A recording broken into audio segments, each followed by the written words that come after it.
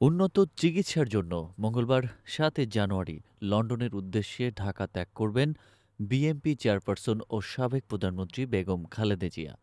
এর একদিন আগে সাবেক এই প্রধানমন্ত্রীর সঙ্গে সৌজন্য সাক্ষাৎ ও তার চিকিৎসার খোঁজখবর নেওয়ার কথা স্মরণ করে আবেগঘন স্ট্যাটাস দিয়েছেন অন্তর্বর্তী সরকারের আইন উপদেষ্টা ডক্টর আসিফ নজরুল। তিনি লিখেছেন, চিকিৎসার জন্য নভেম্বরে বেগম খালেদা জিয়ার বিদেশে যাওয়ার সম্ভাবনা ছিল। সেরকম একটা সময়ে আমি ওনার সঙ্গে সৌজন্যমূলক সাক্ষাৎ করতে চাই। একান্তে কথা হয় কিছুক্ষণ ওনার বাসভবনে। তিনি আরও লিখেছেন, বেগম জিয়া গণঅভ্যুত্থানের ছাত্র নেতৃত্বের প্রশংসা করেন এবং অন্তর্বর্তী সরকারের সাফল্য কামনা করেন। জানান, সবসময় তিনি খবর রাখেন দেশের। আইন উপদেষ্টা লিখেছেন, আমি ওনার স্বাস্থ্যের কথা, হাসিনা শাসনামলের দুঃসহ সময়ের কথা জানতে চাই। লক্ষ্য করি তিনি একবারও শেখ হাসিনার নাম নিচ্ছেন না। অবশেষে সরাসরি জানতে চাই, এত সাফার করলেন আপনি, শেখ হাসিনার উপর রাগ লাগে না আপনার?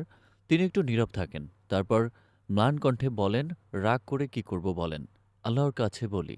তিনি আরও লিখেছেন, আমি অবাকই হই, ১৫টা বছর শেখ হাসিনা কি জঘন্য ও অশ্লীল মিথ্যাচার আর নির্মম নির্যাতন করেছেন বেগম জিয়ার প্রতি, অথচ একটা খারাপ শব্দও তিনি উচ্চারণ করলেন না শেখ হাসিনাকে নিয়ে।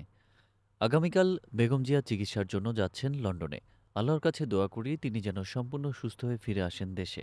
আবার যেন ভূমিকা রাখতে পারেন বাংলাদেশের গণতন্ত্র আর অগ্রগতি বিনির্মাণে।